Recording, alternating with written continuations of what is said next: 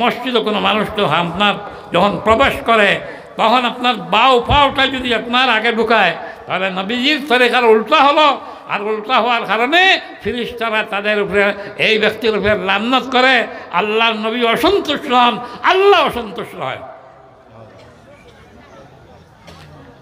আর যদি ডাইন পা আগে ঢুকায় আল্লাহুম্মা ফতাহলি আবওয়াবা রাহমাতিক কয়ে আপনার ঢুকে, তাহলে আল্লাহ সন্তুষ্ট, রসুল সন্তুষ্ট এবং ফিরিস্তারা তার জন্য দোয়া করতে চায়।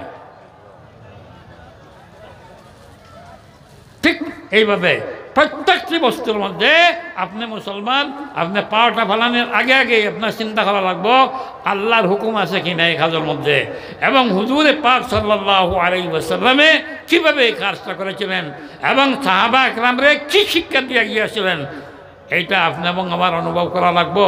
হ্যাঁ, যদি অনুভব করতে আপনি এবং আমি পারি তাহলে আপনার নাম মুসলমান, আমার নাম মুসলমান। কেননা আল্লাহ পাক রব্বুল ইজ্জতে কোরআনে পাকের মধ্যে বলতেছেন, ইন কুনতুম তুহিব্বুনাল্লাহ ফাত্তাবিউনি, আমার সঙ্গে যদি কোনো মানুষে মোহাব্বত করতে চায় আমার নবী মুহাম্মদুর রাসূল সাল্লাল্লাহু আলাইহি ওয়াসাল্লামের অনুকরণ করা লাগবো, অনুসরণ করা লাগবো। হ্যাঁ, রাসূল করিম সাল্লাল্লাহু আলাইহি ওয়াসাল্লামের পায়ে পায়ে চলা লাগবো।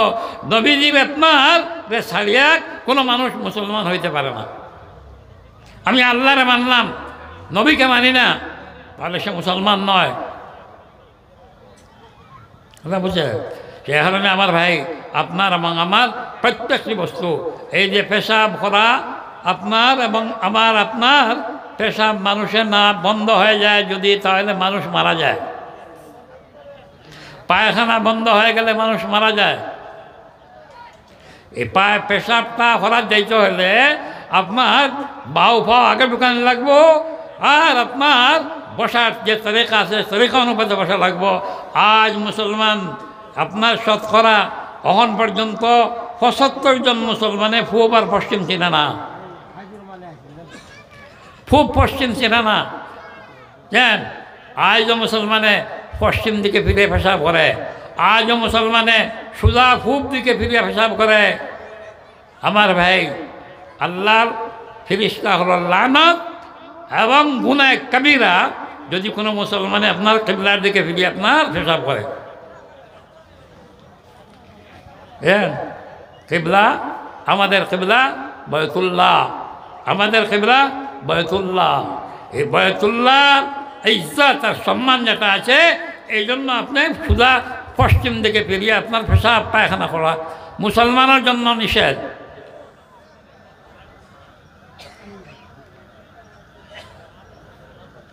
এই জন্য বলা হয় ঈমানওয়ালার জন্য এই দুনিয়াটা দুনিয়া মাজরাতুল আখিরা, আর দুনিয়া সিজনুল মুমিনিন ওয়া জান্নাতুল লিল কাফিরিন। এই দুনিয়াটা মুমিনদের জন্য একটা কয়দাখানা, কয়দাখানা। আপনারা জেলে গেছেন কিনা? যারা জেলে গেছে তাদের আপনার যাবার সঙ্গে সঙ্গে তাদের ড্রেস পরিবর্তন করতে হয়, তাদের জীবনের মধ্যে রুটিন আসে, রুটিনটা ফলো যদি না করে তাহলে তার উপরে শাস্তি আছে। ঠিক এইভাবে এই যে মুসলমান আমরা জন্য আপনার দুনিয়াটা একটা জেলখানার মতো, রুটিনের মাধ্যমে পরিচালিত হতে হবে।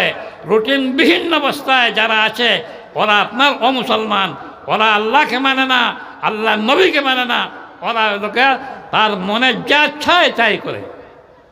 সে খালা হইয়া পেশাব করতে চায়, খালা হইয়া পেশাব হবে, বইয়া পেশাব করতে চায়, বইয়া পেশাব করবে, পালা হইয়া আপনার ভাত খাইব, হ্যাঁ পশ্চিম মুখে ফিরিয়ে আপনার পেশাব করবো, পায়খানা করবো, তার জন্য আপনার কোনো বালাই নেই, স্বাধীন। কিন্তু মুসলমান আল্লাহরে মান্যওয়ালা, নবী মুহাম্মদুর রাসূলকে মান্যওয়ালা যারা, এরা স্বাধীনতা নেই, কে স্বাধীনতা নাই, আর আপনার ইচ্ছা অনুপাতে কোনো কাজ করতে পারবে না। আল্লাহর হুকুম দেখা লাগবে এবং জানাবে নবী করিম সাল্লাল্লাহু আলাইহি ওয়াসাল্লামের তরিকা দেখা লাগবে। এই তরিকা আছে কি না দেখা লাগবে।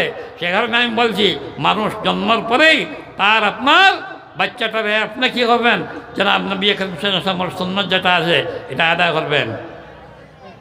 মা বোন হল যারা আছেন, আপনাদের কাছে অনুরোধ কি বাচ্চারে আপনার দেখেন, এই দুনিয়ার আপনার আম্বিয়া আলাইহিস সালাতু ওয়াস সালামকে জন্ম দিয়েছেন মারা, এবং যত আপনার আউলিয়ায়ে কেবার এই পৃথিবীর মধ্যে আছেন সবাই মার পেট থেকে আপনার জন্ম হয়েছে। মার পেট যদি ঠিক না থাকে তাহলে আপনার বাচ্চা কোনোদিনও দিনদার হবে না, কোনোদিনও আপনার হাফিজ হয়ে যেতে পারে কিন্তু বেআমল হাফিজ হবে। আলিম হয়ে যেতে পারে কিন্তু বেআমল আপনার আলিম হবে। এখানে আমার ভাই, আমি